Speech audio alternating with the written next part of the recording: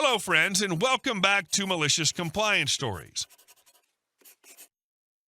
In our first story, we meet a business owner who thinks paying his bills is optional and that yelling at employees will magically make things go his way. But before we begin, best way to support our channel is to leave comments, like, and subscribe with the turned-on bell so you don't miss the new video every single day. Here we go. Entitled business owner refuses to pay bills, ends up shutting his own company down.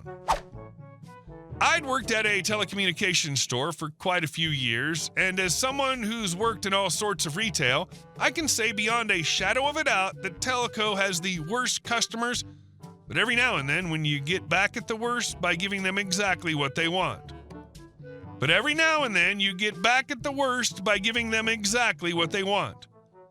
We had a local small business owner that had several services with us, mobile phones, broadband, landlines, the works. He thought that since he had a lot of services, it meant that he could do what he wanted and the rules did not apply to him.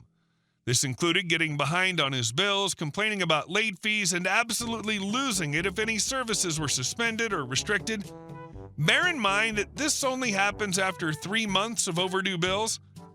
If any of these were to happen, he would stomp in, yell, and carry on. Now, in a lot of telco stores, we're just that, stores. We can only do very little when it comes to accounts, especially business accounts. I know it's ridiculous, and if we had the capabilities to do even a few account things in store, it would have made so many people's lives easier. So we'd process a payment and then call up the accounts department to reinstate the services or unrestrict them. One week in particular, he came in all smiles and shaking hands. He didn't even mind waiting in line for the people in before him to be served. Normally, he would storm up to any consultant, even if they were the customers already being served. I had the luck of being the first one free to serve him. He goes on a long speech about how he's expanding his business and needs several new phones for new staff he's hiring. I congratulate him and go about the process of getting them activated. We hit a problem early on. Surprise, surprise. He has overdue bills and the system cannot apply new services to an account that's overdue. This does not mean a bill has been issued. It means it is past its due date. He's livid, saying he needs those services.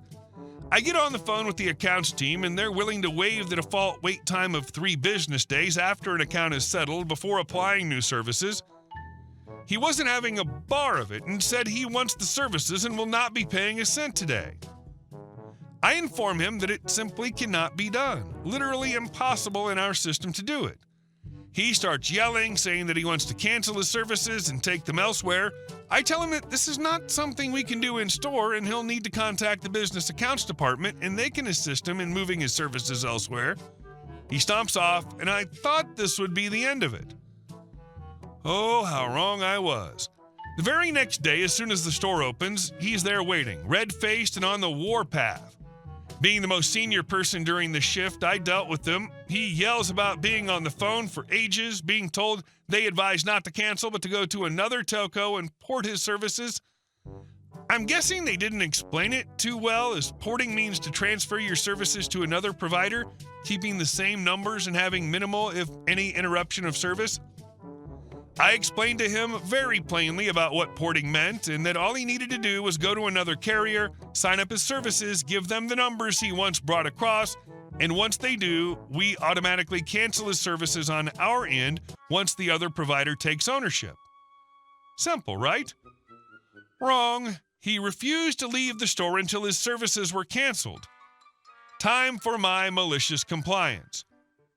While it wasn't something we could do in store, we had manual paperwork for lots of things in case of systems going down, compatibility issues, etc.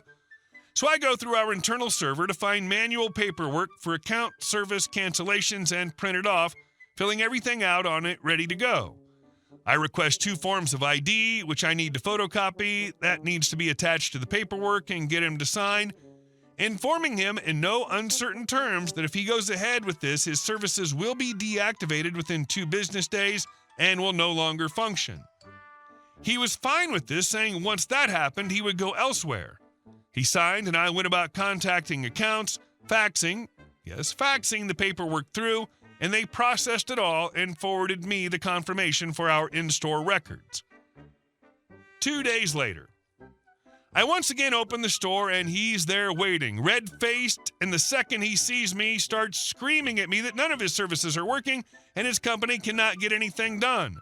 No phones, no internet, etc., and that he's going to sue us for lost income and everything else.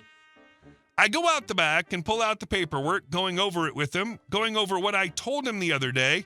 He no longer has any services with us. They are now canceled, and he'll be unable to sign up any new services or potentially reactivate any services until his overdue account is paid. I take him to a computer and try to access his account, showing him it no longer exists on our end and there's literally nothing I can do. He gets up, angry but defeated, and leaves yelling, "We've now lost a big customer." Hadn't we already? Epilogue. I talked to a friend of mine who worked at a different telco who ended up dealing with the business owner. Due to his services being canceled, they were unable to transfer his numbers across since they now didn't exist, and to sign up a broadband services could take up to 10 business days to have activated. His business was essentially shut down for 2 weeks and having to get new numbers to everyone associated with his business because he didn't want to pay his bills and didn't want to listen about porting. Couldn't have happened to a nicer guy. He literally demanded you do exactly what you warned him not to do and still blamed you when reality smacked him in the face. Honestly, his arrogance shutting his own business down is the most satisfying outcome possible. Play stupid games, win stupid prizes. And our next story. HOA and the smell of victory. I never set out to become the punchline of some dark humor fable about backyard chickens and extension cord hatred, but that's how the stars lined up over our little Michigan town in the late 80s. For 3 years, my wife Mary, a hopeless romantic raised on a farm, and I hunted for a patch of land with zero HOA nonsense. She dreamed of a tiny coop, low wooden cold frames bursting with tomatoes, cucumbers, and fresh greens, plus flowers, lots of flowers, marigolds, roses, and sunflowers, like back home where the roosters crowed right under the window. All I wanted was a place where nobody hovered over us with tape measure and a stack of fines for having the wrong shade of fence. We scored a bargain. The last lot on the edge of town, technically outside the Owners Association, but right next to a long 1-story, 8-unit townhouse block wholly owned by the local HOA, Pinewood Harmony. At first, everything was weirdly peaceful. No lectures, no one asking if our freshly painted red coupe or its shiny tin roof were approved. I started to think the stories about retired cop busybodies were urban legends. That illusion died the day a walking cartoon thunderbolt named Karen moved into the unit whose windows faced our backyard. Short, twitchy, forever in screaming pink leggings, she looked like she'd just discovered a smoldering chunk of uranium under her bed. Her husband, Brent, skinny, scar-eyebrowed, and permanently raccoon-eyed, managed polite smiles whenever she wasn't looking. On Karen's right lived Clifford, known to every dog in the county as the biker grandpa. 60-ish, tattooed Harley or die sleeves, fist-thick silver rings, and a beard like a straw bird nest. He looked 80 until he rolled his bike out of the garage, then the muscles in his arm said 30. Karen was the first on the block to snag an electric car, a blinding white Dodge Omni Electrica that buzzed like a panic-stricken microwave. That very evening, she jammed its plug into Cliff's outside outlet without so much as a please. He stayed silent for 2 days, then waited in his attic the third night with a bucket full of kitchen slop. Right as the car hit peak charge, he tipped the bucket. Cold, greasy onion and cabbage stew rained onto Karen's pristine white tracksuit. "Oops, sorry," he clapped the shutters. Hand slipped while I was dusting. Her chic leggings turned blotchy. Looked like a map of Manhattan. Karen screeched off to the HOA office, crying unlicensed organic terrorism, but Cliff kept repeating, deadpan, that it was an accident. The committee, stacked with Karen's buddies, couldn't prove squat. Brent tried a man-to-man chat afterward and got escorted out of Cliff's yard minus a few brain cells. The old biker explained that penguins aren't great flyers, especially when the ground's below them. Lesson unlearned. With Cliff's outlet now padlocked, Karen's eyes locked onto ours. Between the corner of the coop and a petunia bed, I'd mounted a 220-volt outdoor socket for my power tools. One foggy July night, I stepped out for a smoke and spotted a silhouette like a mutant flamingo with an extension cord. Click, plug in. The Omni winked its headlights under the moon. I'm a simple guy. I flipped the main breaker in my panel, Karen tugged the cable, hissed something about redneck trash, reeled up her cord, and drove off like nothing happened. Dawn, however, brought a surprise. Every electrical thing we owned was dead. I ran outside. Our service cable from the meter to the breaker box had been cut clean, ends dangling like a badly dressed turkey's guts. Across the street, the lights were on. Cliff's were on. Our place was the only blackout on the block. While I stood there, turning greener by the second, Karen's curtain flicked. I caught her smug face for half a heartbeat before the fabric snapped shut.